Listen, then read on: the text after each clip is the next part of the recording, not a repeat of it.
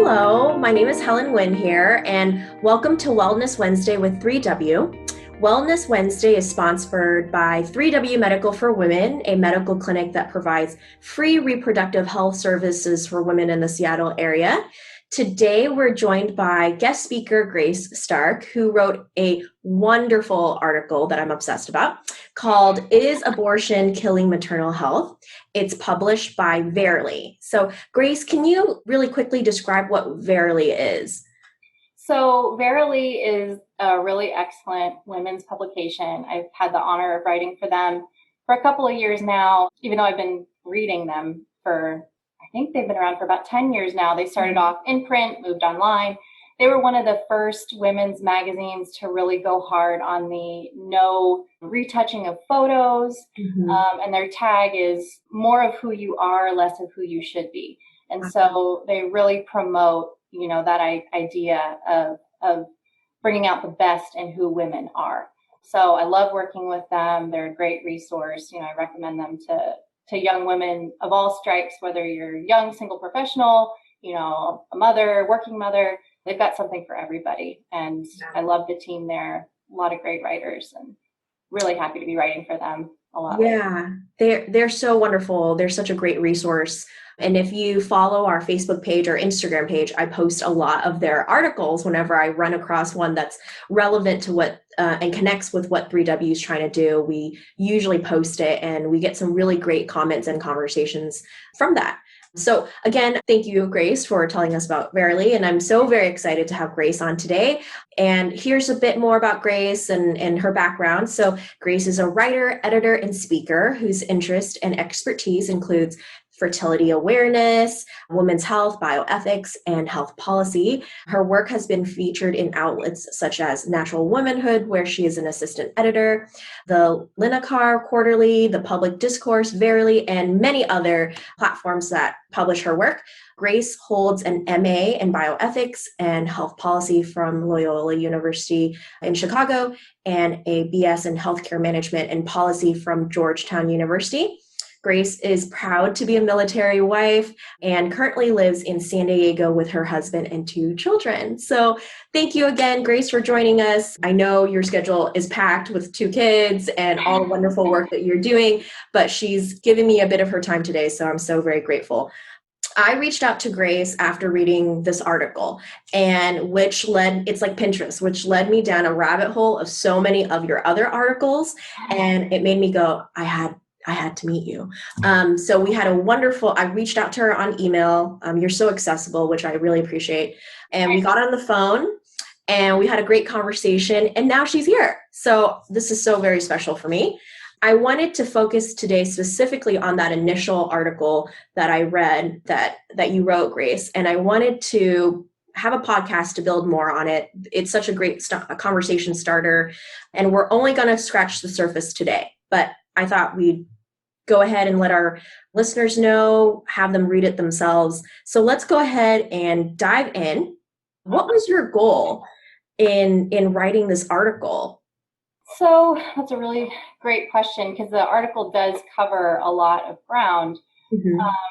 And, I think primarily my goal was to raise awareness about the state of maternal health in the United States. We're a wealthy country. There's a lot of debate about our healthcare system, but we do have, some of the best technology, the best treatments in the world. And so it's kind of counterintuitive to think that, a medical condition such as pregnancy that's existed literally since the dawn of time, that for something so commonplace, we don't actually fare that well comparatively, especially we're talking about the developed world.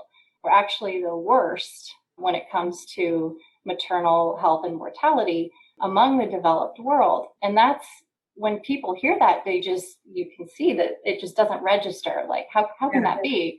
And yet it's true.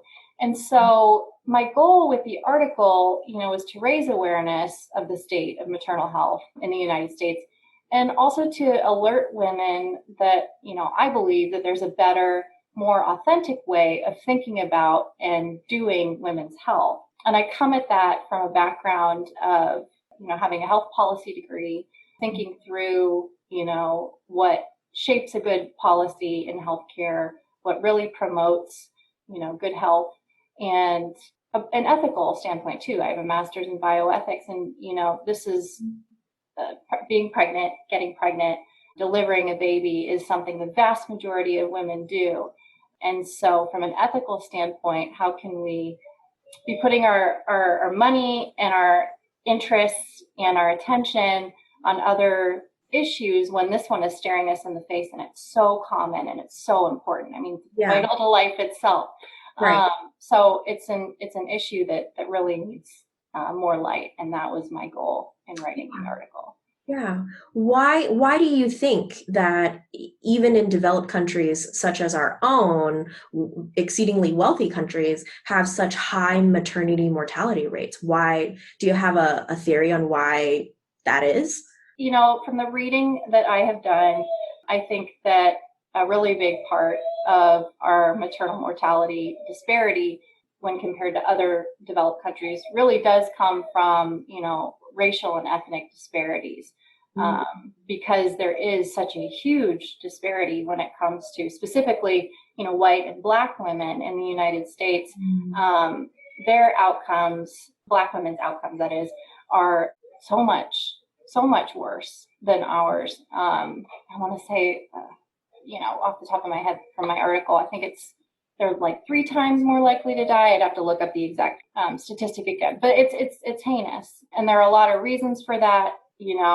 There's definitely some ingrained racial biases at play. There's issues in comorbidities, which like diabetes, hypertension, stuff that relates to the environment that we're raised in. And also, on the whole, we're just a lot less healthy as a country than we've ever been. So there's a lot of issues at play. And yeah, I tried to address some of them in my article, but even the experts, and I'm no expert, the experts at the CDC, they're not even 100% sure why it is our maternal mortality is so poor compared to the rest of the developed world. Yeah, so just piggybacking on that piece that you just brought up about how race plays a role in maternal health care, specifically in your article, like you mentioned, you highlighted Black pregnant women versus white pregnant women in our culture right now. What can we do from an opinion from you? What can we do as a society to change those statistics? You mentioned the CDC and pointing these types of things out. What can we do? So like a place like 3W, where we welcome anyone, regardless of race, creed, religion, finance, and all of that stuff. Should we have more places like that? Or how do we get training? Or how do we build a system that embraces everyone that walks through our door that needs our help, regardless of all those different barriers that people see? Yeah. Well, I think a huge issue, overwhelmingly, when you read stories of women who have died in childbirth or have nearly died in childbirth, overwhelmingly there's a thread of women's concerns not being listened to. And, so many of these women had a gut feeling that something was wrong, and then they were told time and time again, nothing's wrong, you're fine, go home. And, that's across the board, not just Black women and not just white women, women across the board have come forward with these experiences of just not being listened to. And I think for women especially, that is a huge slap in the face, because I believe, because we have to be, we are very intuitive when it comes to our bodies. Yes. You think about the fact that we have this potential to get pregnant and grow and sustain a new life inside of us, and all that includes the major changes that have to happen in your body for all that to happen. We are so naturally intuitive when it comes to listening to our bodies. Yes. So to show up at a doctor's office and really have this gut feeling that something is wrong and to just not be listened to, obviously we're seeing the fruit of that. We're seeing, in our maternal mortality rates and in the anecdotal stories that you hear from women that, we are really reaping the fruit of not listening to women. Mm-hmm. So that's a huge, huge piece of it, is just listening to women when they have concerns and following up with it.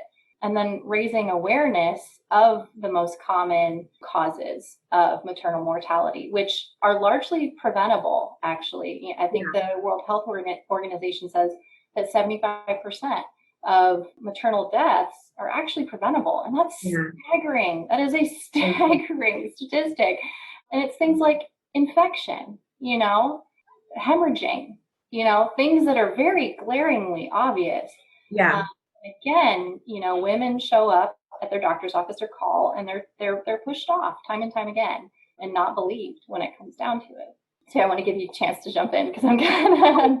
I just, hearing these statistics about how these mortality rates could be prevented just always shocks me. It's 2020 and we still have these types of issues. Yeah. And it's in developed countries, and it's in wealthy countries that could definitely, if we allow women the space and time to voice their concerns about their own healthcare and trust their bodies. Like you said, we're very intuitive. And when we know that there's something wrong, that it should be taken seriously. So here at 3W, we try our best to give women space. That's why all of our appointments are up to an hour with a licensed medical provider. You can come in as many times as you want to talk to a medical provider for an hour. Do you think that our healthcare system has become so much like a machine churning out numbers that, your typical appointment these days is like 15 minutes with a medical provider? Do you think that adds to the mortality rates? Do you think that adds to poor healthcare for women in general? Yeah, absolutely. I don't think there's any denying that. And, a lot of it, I don't want to pile on doctors. My husband's actually a doctor. A lot of it is outside of their control. Absolutely. Patients, are often treated as numbers because a patient coming through the door is, treated as a number by their insurance company. Yes. A lot of times, and that's where reimbursement comes from. So a lot of it is outside the control of doctors. And even if they start practicing with the best of intentions of treating women, the way they want to treat them and listening to them, it becomes unsustainable for their practice or for their organization to take that kind of time. A lot of the time, the way things are currently structured, that's a whole other bag of whatever that we don't have time to really get into the nitty gritty of right now. But yeah, there isn't enough time for women to voice their concerns. And OB appointments, you're in and out the door like that. Yeah. And so that is part of the problem, is that women do feel rushed. They feel hurried. And I do think that's where you are seeing a movement of women towards, more midwifery type care, especially for women who have uncomplicated pregnancies, because there's less of that feeling of being, just a number, I think. Right. And a midwife is there specifically to, take care of pregnant and postpartum women. They're not doing, a pap smear right after you leave, that they need you to get out of the office so that they can get, everything set up. So I think you're seeing a reaction there. But again, there are disparities in who can access that kind of care, who's educated about it, who has the means for it. So, and I do think that that's also possibly why in, other developed countries, such as in Europe, where there is much more of a focus on midwifery care and midwives taking care of pregnant women, where maybe there's something to it, where their better maternal mortality might be because they do things a little bit differently. There's a different focus. Yeah. Wonderful. Yeah, I totally agree that, and I hear that from doctors that come and volunteer with us, that it's so nice to be in a place where they can really focus on their patients versus knowing that they have to code a certain way at the end of the day, because billing and insurance gets in the way of patient care.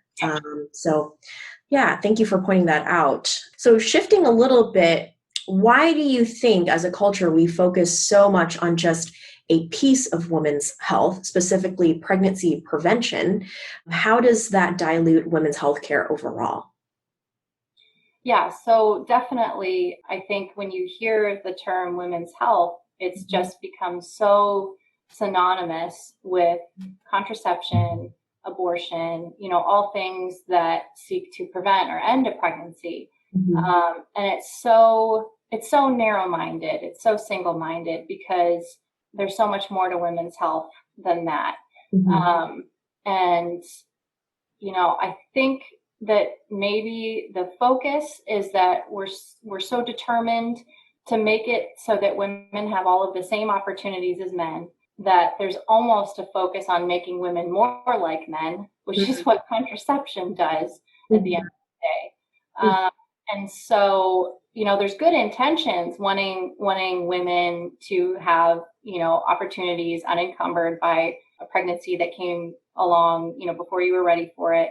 But the way we're going about it, I think, is misguided because it ends up just making the sole focus not on a holistic view of women's health and their fertility, and more as a Band-Aid solution, really, at the end of the day, because that's really in a lot of ways what contraception and abortion both are Band-Aid solutions. You look at the fact that the WHO claims that to better maternal mortality rates, we need widespread access to abortion.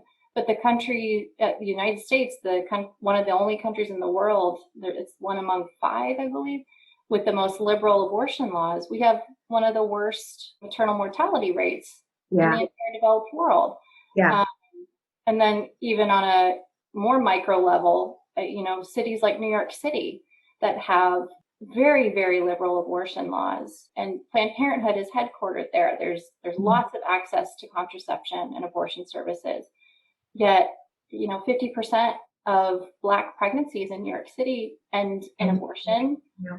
And Black women in New York City die in pregnancy and childbirth at 12 times the rate that white women do. Yeah. So I don't know how we can keep beating this drum that more abortion and more contraception access is the answer to women's health, to our maternal mortality crisis, because it doesn't really pan out that way. When you look at the numbers. There seems to be a contradiction in saying one thing will help the other, but mortality rates continue to be a problem. So what is it really helping? Right. And in a way, it really could be exacerbating the problem. And that's kind of what I address in my articles, because we're so focused on the abortion wars and the fights over contraception when we've got this huge problem staring us in the face. And we don't even I say in my article, abortion, contraception are kind of sucking all of the oxygen out of the conversation when it comes to women's health. It's like the blinders are on for anything but those two things. And it kind of prevents us from putting our resources and our attention to saving mothers. It seems like there hasn't, we get the message that women can do anything if we were given the resources and the time to figure it out and the support from our community. And yet we say these are quick Band-Aid kind of solutions to what you're dealing with. And it just makes me think like what we're missing out on as a community, as a system to really help those that would like to carry to term, but feel that she has no other option or choice to do that. And that's so unfortunate, again, in this day and age, to feel constrained by financial issues or support from your neighbors. My background is in social work, and for a really long time, social workers are gatekeepers to community resources that could help women if they decide, hey, I want other options. And that's what we really want to, that's one of our core values here at 3W is like, let's just talk about all your options. Let's lay out everything on the table to really evaluate where you want to go. And at the end of the day, it's your choice. But what choice do you really have when contraception and abortion is consistently being brought up in conversations about women's health? There seems to be no other option or path to go down. Right, right. And that's where, real choice comes from real information. Yeah. If you don't have everything laid out before you, like what you're talking about is what you do at 3W, then how can you really say that you've made a choice? Yeah. You know, it's not much of a choice at all when, your choices are either, dying in childbirth or having an abortion. Does that feel like a choice to most women? I would argue probably not. No. And again, you touched on support, and support is huge. A woman who feels supported, who feels like she has a community to take care of her, to hold her hand, to get her through what she's going through is huge. You see that in not only pregnancy but beyond with breastfeeding. Oh If a woman feels, that's the number one factor in determining whether a woman will start and continue to breastfeed, is whether or not she has support. Mm-hmm. And I think that's true with so much in our lives, and it shouldn't come as any surprise. But of course, it takes a lot more time and effort to provide real, authentic support and education than it does to just prescribe contraception, to schedule an abortion. Mm-hmm. Those are the easy fixes. And frankly, women deserve better than an easy fix. Right.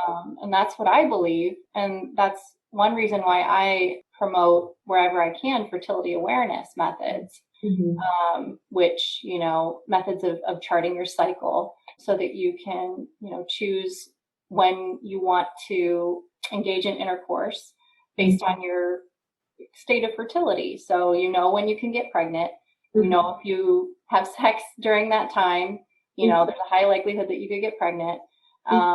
So you abstain during that time, if you don't want to get pregnant. And it's, I'm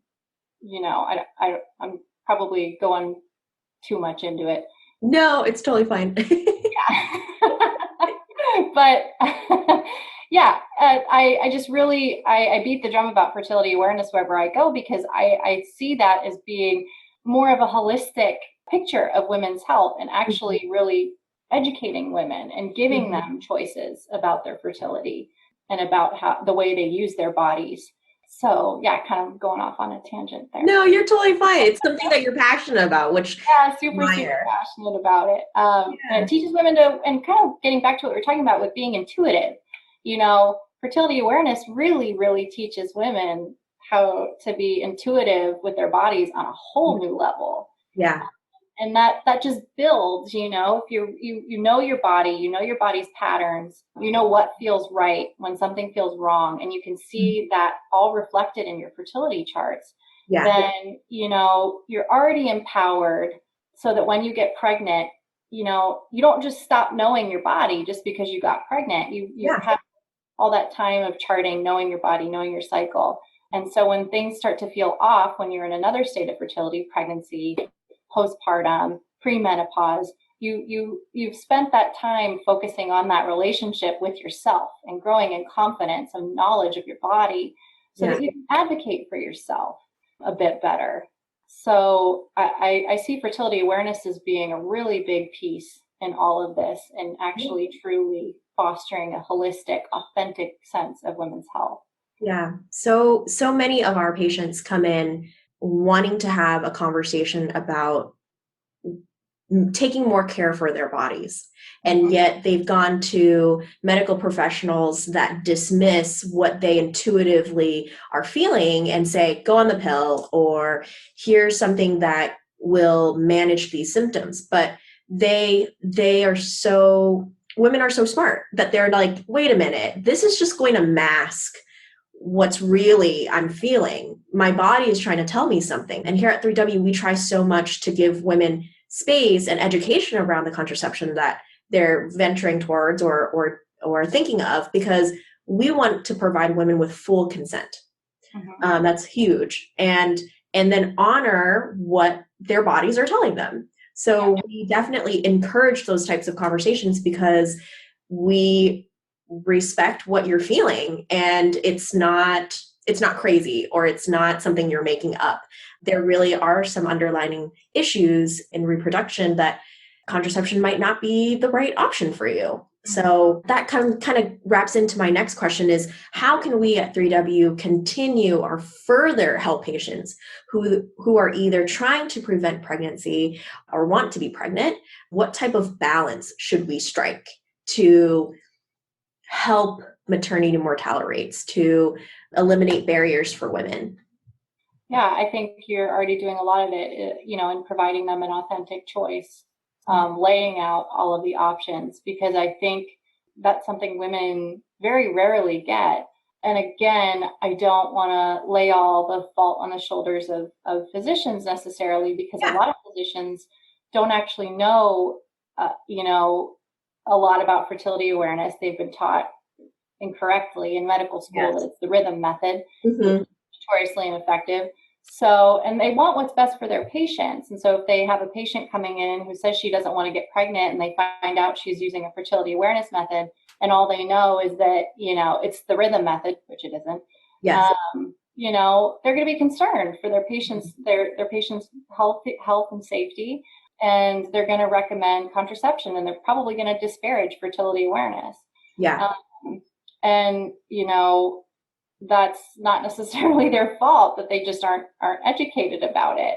And that's where I see, the work of advocates like myself and increasing awareness and empowering women. So if you do have that kind of interaction with the doctor, to say, no, look, this is a real thing. This works. And it's actually better for me, and it's what I want.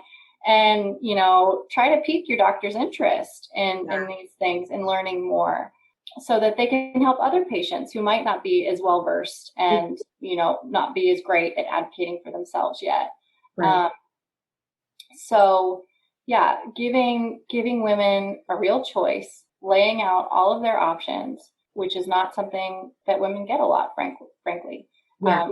And just providing education. And I think too, part of the education piece, as far as physicians go too, is a lot of them just aren't even aware of the disparities between Black women and white women when it comes to different comorbidities that really affect pregnancy outcomes. And so there's definitely a need for, maybe better community outreach with local OBGYNs to raise awareness of, the different disparities that may exist in your community and how those can affect maternal outcomes, so that they're aware of it and they know to be extra vigilant with patients who might need that extra vigilance. So there's a place for, clinics like 3W to do better community outreach in that regard, to do grassroots education of the women who walk through your doors,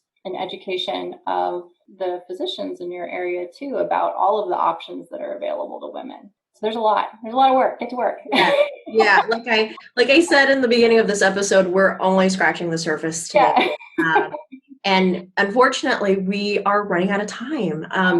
And it's like we have to wrap up this episode right now. And I just want to thank you again, Grace, for your time and your expertise, and just, again, shining a light on this issue that I think we all should be talking about. We all should be curious, why is this happening in the US today?